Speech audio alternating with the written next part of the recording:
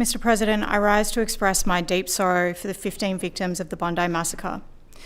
Victims of antisemitic terror, friends of my friends, loved ones of my friends.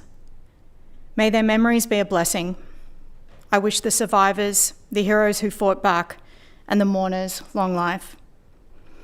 15 precious lives, individual flames of light were extinguished with hatefulness on Sunday the 14th of December, the first night of Hanukkah.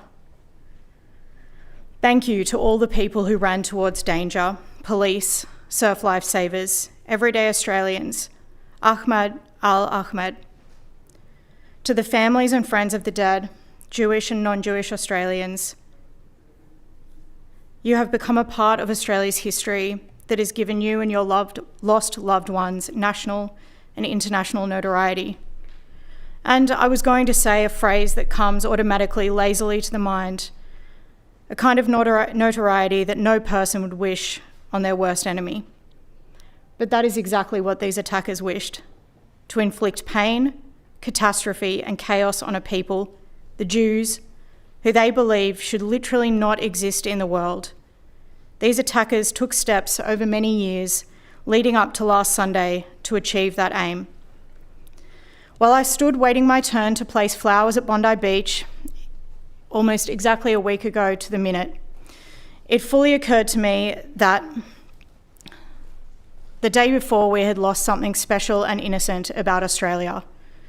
And while that lost thing may be irretrievable for some generations, it does not mean that we give up. It means that we build something new, something for our times, something that protects what is good about our society and rejects what is deeply unwelcome. I've attended many Jewish events and have done so for many years, even before being elected to Parliament, because I believe that the memory of Jewish suffering and honouring of resilience should never be lost. It is unique and powerful. Yet since 2023, October 7, terrorist attacks on innocent people by Hamas in Israel, I have, at every large Jewish gathering, felt a twinge of fear that the potential of violence directed at the Jewish community would put me in real physical danger.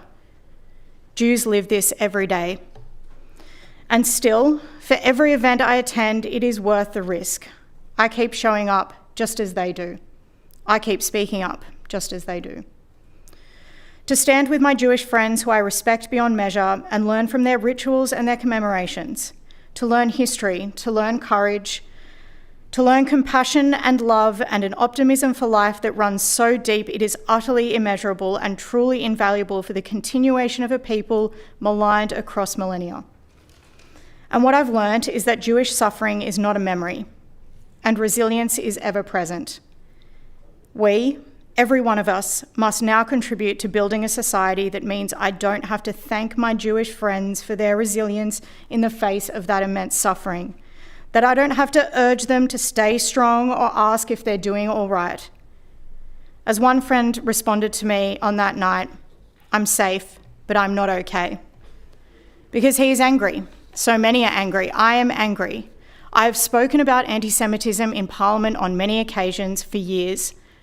That attack did not happen in a vacuum. It happened in the context of increasing virulent anti-Semitism perpetrated since October 7 by the extreme left who graffiti Hamas terrorist red triangles and call for the eradication of the State of Israel from the river to the sea, the neo-Nazi white supremacist, right-wing and Islamic jihadists, by commentators online almost casually, by people equating the British colonisation of Australia with Jews, who are an Indigenous people in Israel. We must acknowledge this context. It is a shared reality that we cannot ignore. Without agreeing on a shared truth, we will struggle to move forward together. We must agree that this anti-Semitism is real in Australia, ancient across the world and dangerous today. And you know what percentage of the population is Jewish in New South Wales? 0.5%, 0.5%. There is not a truer minority by population across our state and internationally, or a group with a more outsized positive impact on our country since the first fleet arrived in this country.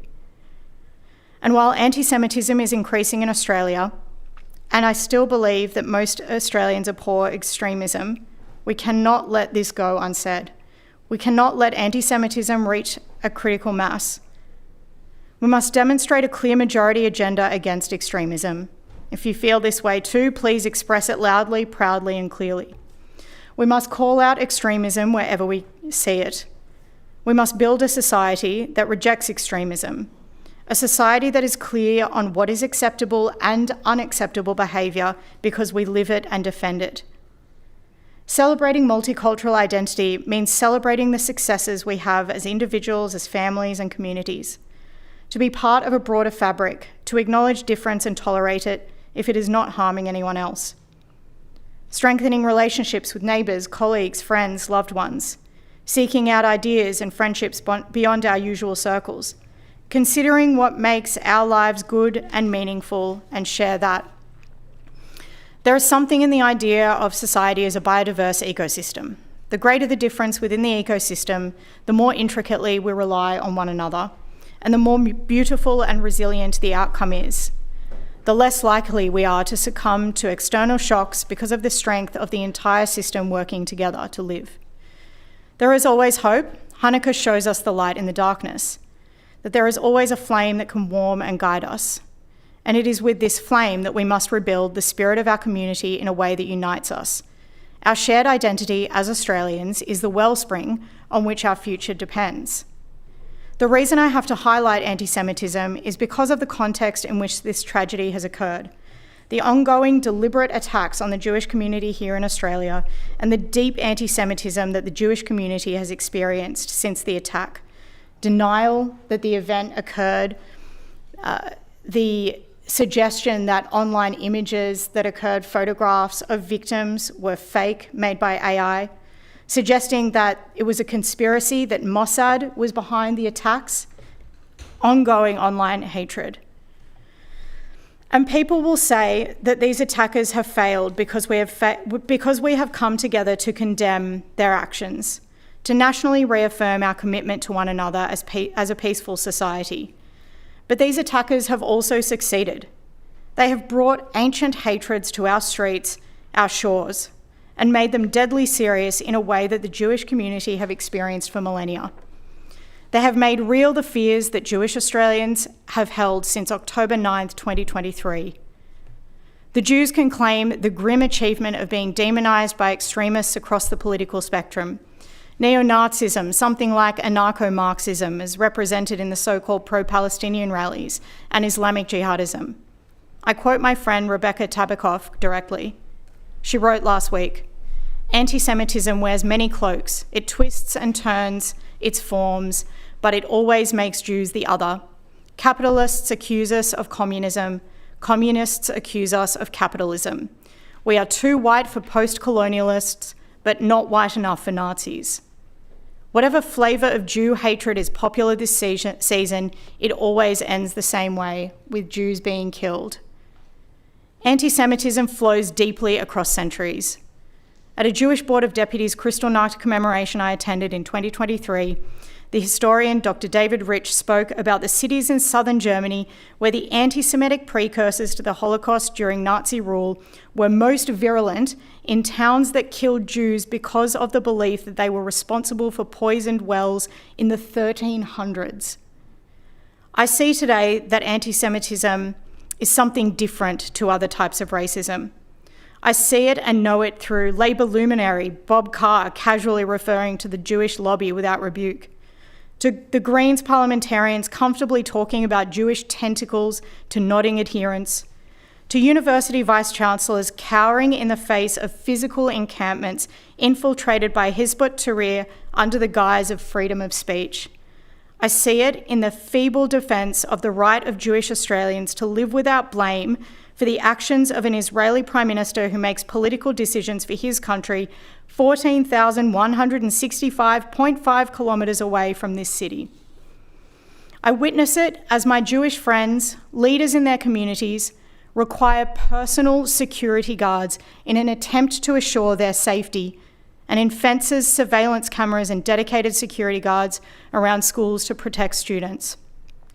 I see it in the security that was required last night.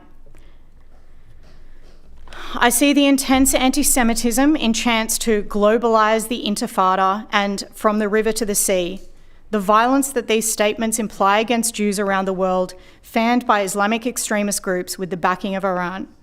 It is globalised Islamic extremist propaganda that is underpinned by a deep, dark well of hatred for the Jews, picked up by the left-wing activists with a wrong interpretation of history that demonises Jews as colonisers of a place they've ethnically called home for at least 3,000 years. These movements are designed to intimidate, to cause fear, to demonise and divide in our Australian society. There can be no doubt. They've created an environment where Jewish people have had to speak out, telling the world, telling us that they were afraid, and yet this government did nothing. As Yoni Bashan wrote, well, congratulations, the Intifada's here, globalised, mission accomplished. And in this environment, the muddying of anti-Zionism and anti-Semitism has allowed hate to flourish.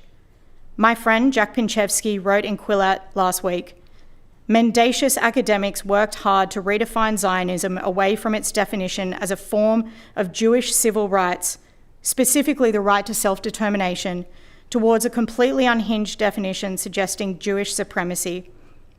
And in the same period, since October 7, Iran, which seeks the utter destruction of the only Jewish state in the world, the one Jewish state amongst a sea of Islamic states in the Middle East, Iran has been involved in acts of terror on our shores. And in the face of all of this, Premier Chris Minns has become a master of sorries. It is not enough to say it. It is not enough to stand here in this place or in the other chamber and lament the tragedy that has occurred without acknowledging the environment in which it has happened. It is not enough to say we must do more. Words must be demonstrated in action. Faith without works is dead. These murderous gunmen demonstrated their twisted set of anti-Semitic values through action, and we, elected people, are called to act as individuals charged with the protection of our fellows, not just after we think the worst has happened, because it can always get worse. We must act to prevent the slide of hatred and extremism in our communities. While language around unity and respect is calm and polite, I can tell you that there are people in our society with whom I do not wish to be united. There are people in our society who are not welcome because of their divisive views that call for hate against other Australians and specifically Jews. The South African neo-Nazi who stood outside this place with a sign that read, "Abolish the Jewish lobby," he was deported, and rightly so, as we can do for non-citizens. But what about the Islamic jihadist extremist clerics who preach documented hate in our suburbs? What about the anarcho-Marxists like Clementine Ford who say that Zionists, a code word for Jews, should be expletive scared, and then says, "I hope you fear every day. People will find out who you are. You should be afraid. You should be very afraid." Tens of thousands of everyday Australians see that message online, maybe hundreds of thousands. Ford goes on to say, "I don't even think that you're like really human," recalling the worst Nazi tropes about Jewish people as subhuman. Jews have been doxxed in WhatsApp groups, putting their physical safety at risk. But we're supposed to come here and call for unity, to talk about what we should do next. We've heard much of this.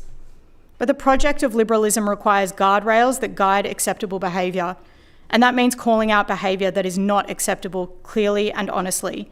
It means accepting responsibility. How easy to say that we shouldn't make this political. This situation is deeply political.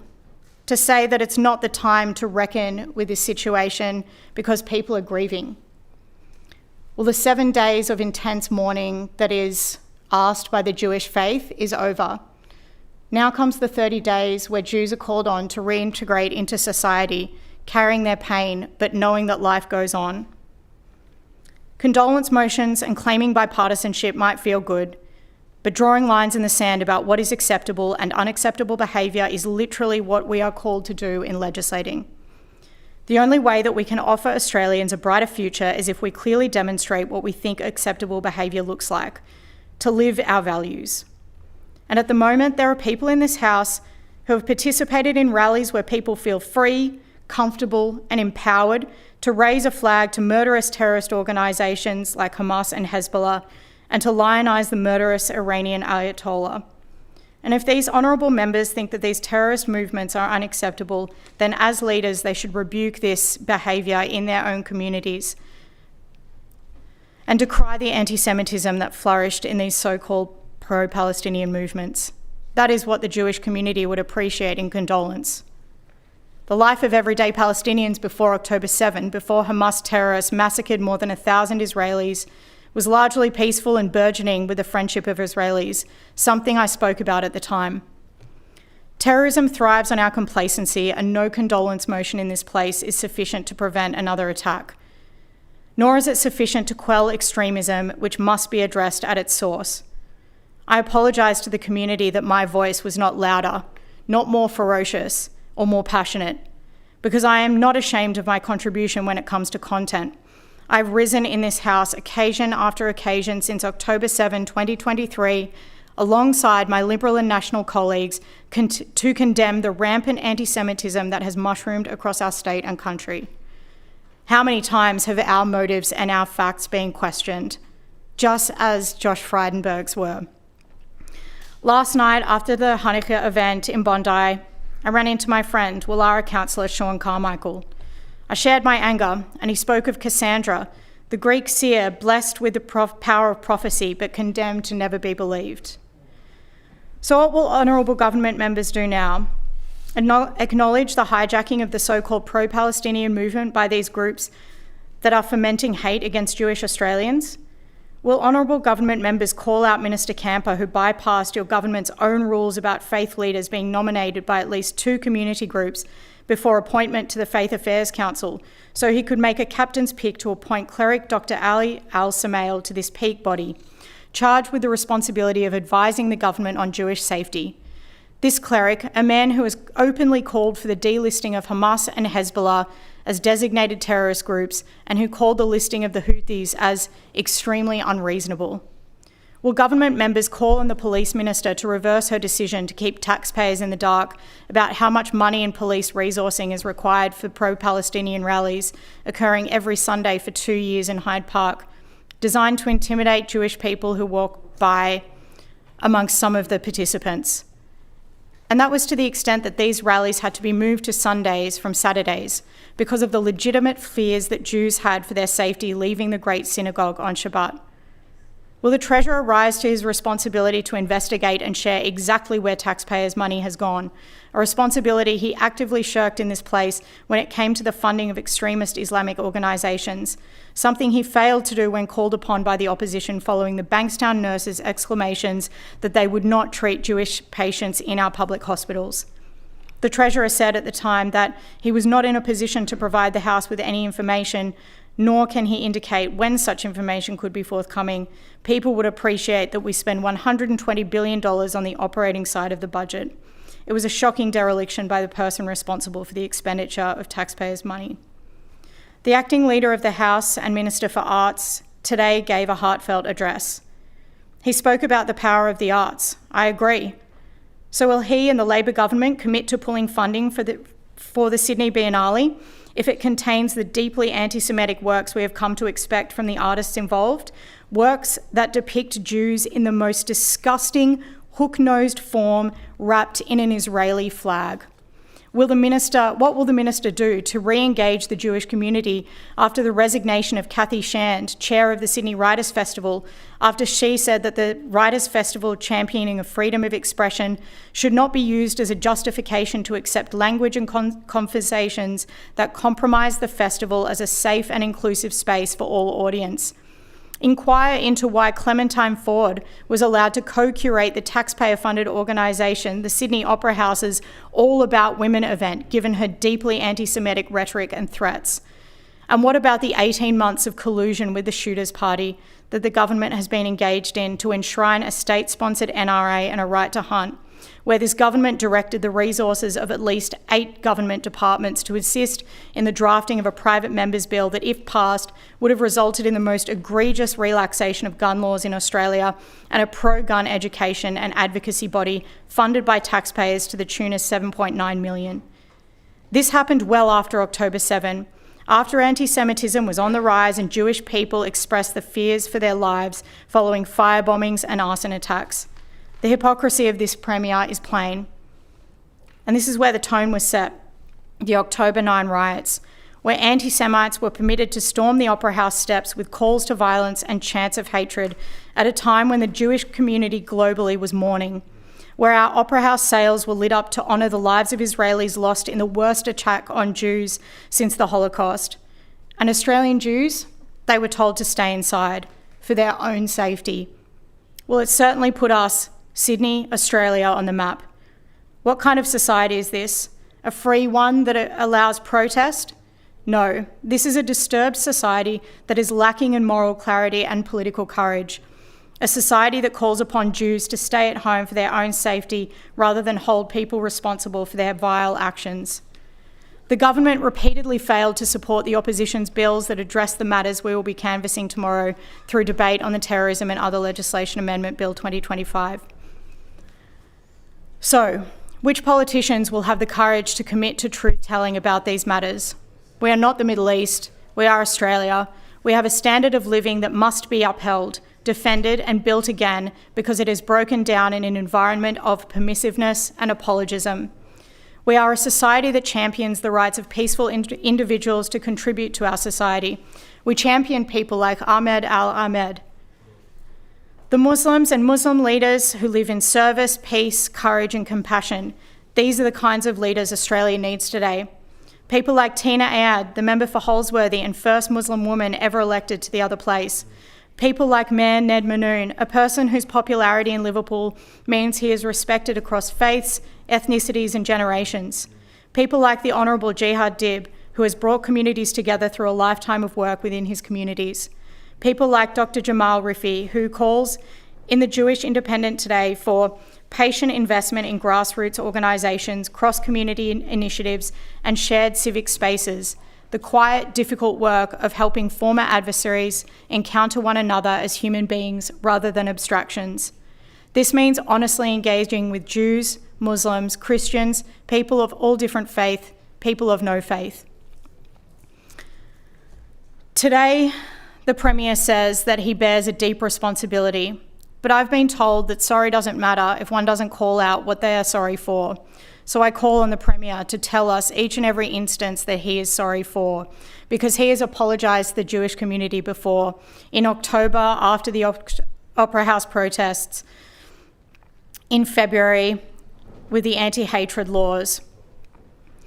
Premier Chris Minns may have been applauded last night, but is it earned?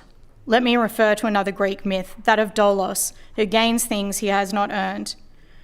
He isn't about clumsy lying, he's about engineering belief. Doulos gains outcomes without the corresponding merit, trust without honesty, advantage without effort, authority without legitimacy, reward without contribution. In one surviving tradition, Doulos attempts to forge a perfect statue of truth, aletheia. He copies the form flawlessly, but because he rushes, the feet are unfinished. The result is a convincing falsehood that collapses under scrutiny. The lesson isn't just lies fail, but subtler. Deception can win in the short term, long enough to extract benefit before reality catches up. When we sat outside St Mary's last week, my friends George and Margaret told me that the security fence around their synagogue had finally been built. I'd heard updates throughout this year from them. They've been working to secure its completion for many months. Then I watched them share a sad, knowing look when Rabbi Dr. Benjamin Elton said that no physical wall could ever be high enough to save Jews from hatred if we don't acknowledge its root cause. We sat together with other civic leaders outside St Mary's Cathedral, which incidentally offers a beautiful architectural mirror to the Great Synagogue, just across Hyde Park. Dr. George and Margaret are generous, clever and hardworking. They work to protect and enhance their Jewish community so that younger generations can enjoy the freedoms and joys that life in Australia has offered them. George has an OAM for his services. They both support Holocaust survivors. George is descended from Holocaust survivors himself, and Margaret may well be too. It is, of course, the norm in the community. And they are committed to widespread history and truth-telling. I'm in awe of George and Margaret's energy and dedication and positivity, because history is never far away for the Jewish community. My friend Jack told me on Sunday night that history never repeats, but it rhymes.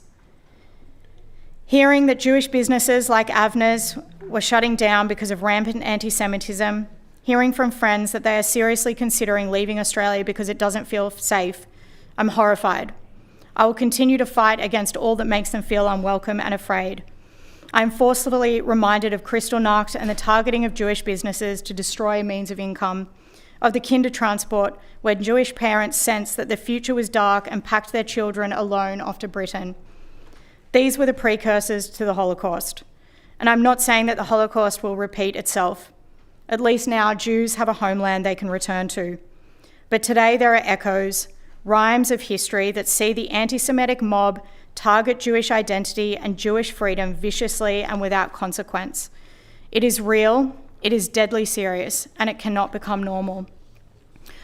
Last night in Bondi, we sang Waltzing Matilda for a 10-year-old girl, a first-generation Australian born to Russian Jewish parents who migrated here to experience freedom and peace. We sang for Matilda, for her parents, for all Australians who live innocently and free from hate. Last night, rabbis urged us to take Jewish tradition and realise it in our daily lives, to perform mitzvahs, to bring light into the world wherever we find darkness. There are echoes of this across most religious faiths. In the prayer of St. Francis of Assisi, Lord, make me an instrument of your peace. Where there is hatred, let me sow love. And it goes on, where there is darkness, light. The darkness that Jews experience was darkest on December 14th on Bondi Beach in our country. My friends should not have had to literally shield their children from bullets. They should not have to volunteer their time while grieving to bring us together in the face of tragedy. Because of their grim achievement as the lightning rod of hate from extremists, the Jews can also claim the triumphant achievement of prevailing for millennia because of their spirit. Bringing light is not only hope, it is also clarity. Last night, through tears, we sang together. We sang, I am Australian. Am Israel Chai, L'chaim, always to life.